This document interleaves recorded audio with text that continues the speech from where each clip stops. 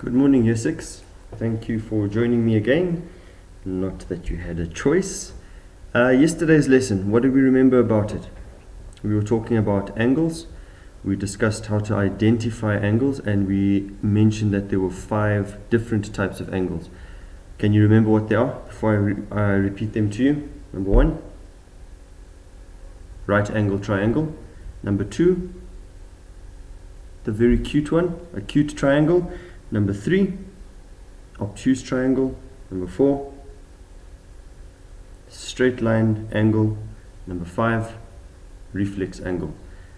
Today we're going to be looking at how we're going to start using the information that we talked about yesterday, especially the fact that a straight line angle is equal to 180 degrees and a square angle is equal to 90 degrees. And just knowing those two things, you'll soon begin to understand that it's possible to calculate unknown angles. From here, this leads us on to trigonometry, which is now calculating the angles in triangles. It is very simple. If you can subtract, if you can remember that 180 degrees is a straight line and 90 degrees is a perpendicular angle, then you will find this topic quite simple. So what we're going to be looking at today is, first of all, just a recap on yesterday's lesson, looking at this over here, geometry angles.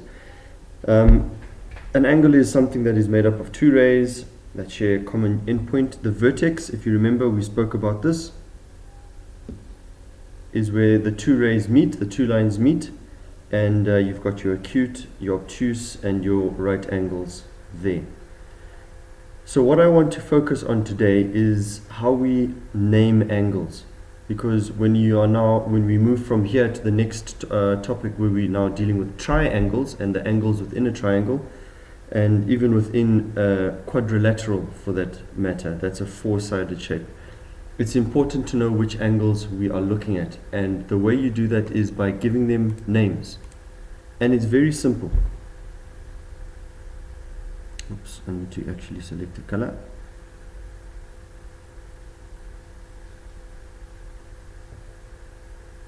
Naming your angles.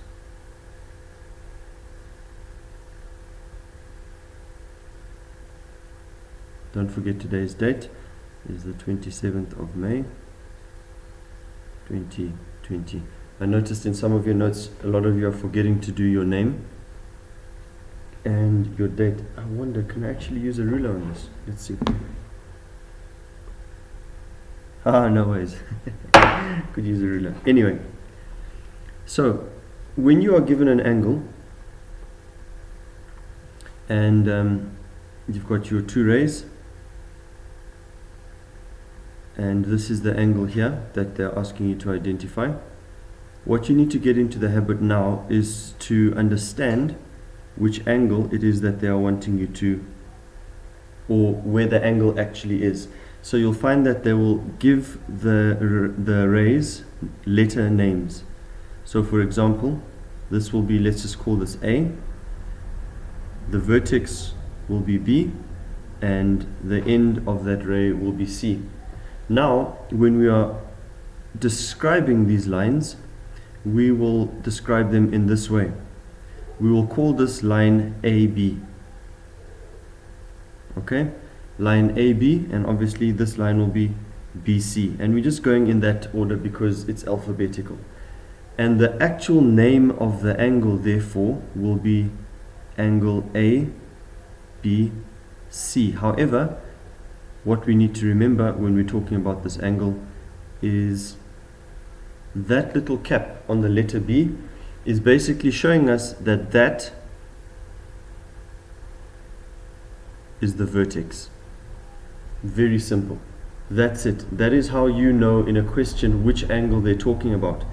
I'll give you an example of why that's necessary. Just as a quick look ahead, I don't want to go too far ahead because then it'll just get a bit confusing for you. For example, if you've got, let's draw a quick parallelogram here. And we know it's a parallelogram because those sides are parallel and those sides are parallel. And now, let me just write example here. The angles are denoted in this way to show that obviously properties of a parallelogram quickly, opposite sides are equal, opposite angles are equal. So that angle and that angle are the same, and that angle and that angle are the same. Okay, now this would have been given the letters all the way around. A, we'll go with the same letters again, B, C, and D. And a question might ask you, calculate the angle BCD, for example. And if this was not labeled, you would find it very, very difficult to know where angle C was.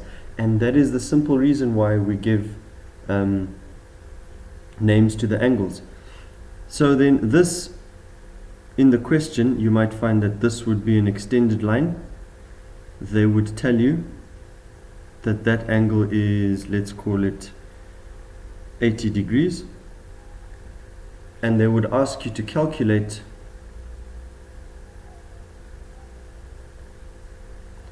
angle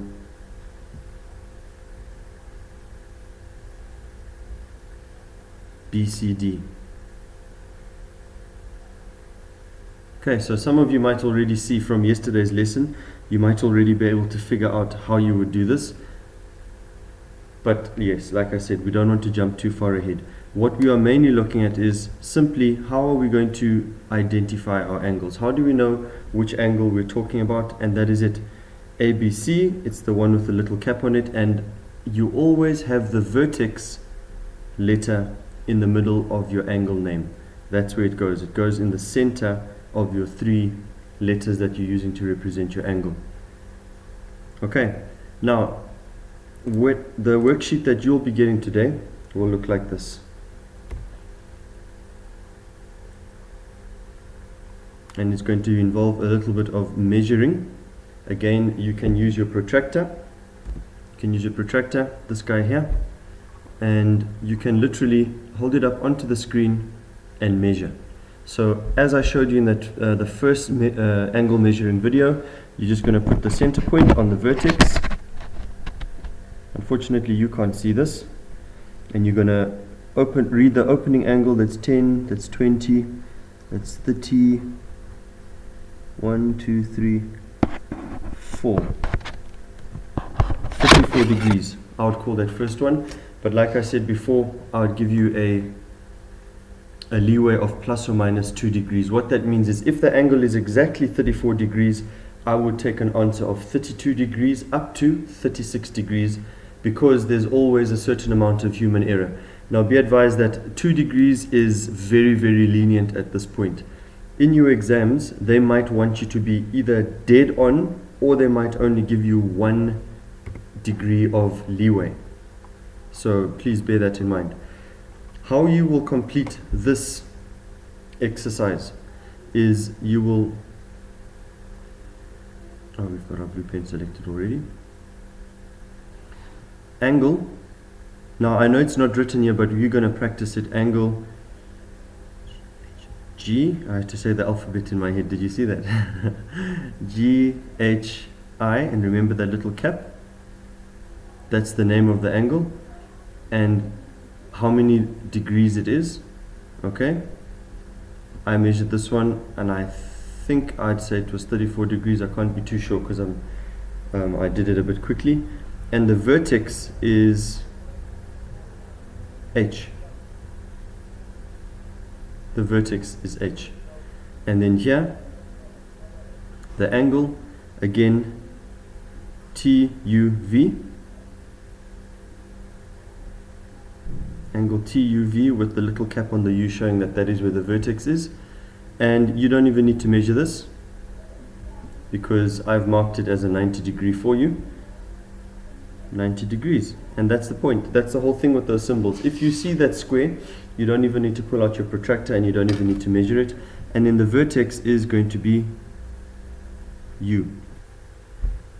Yeah, and then the third example, again, same thing.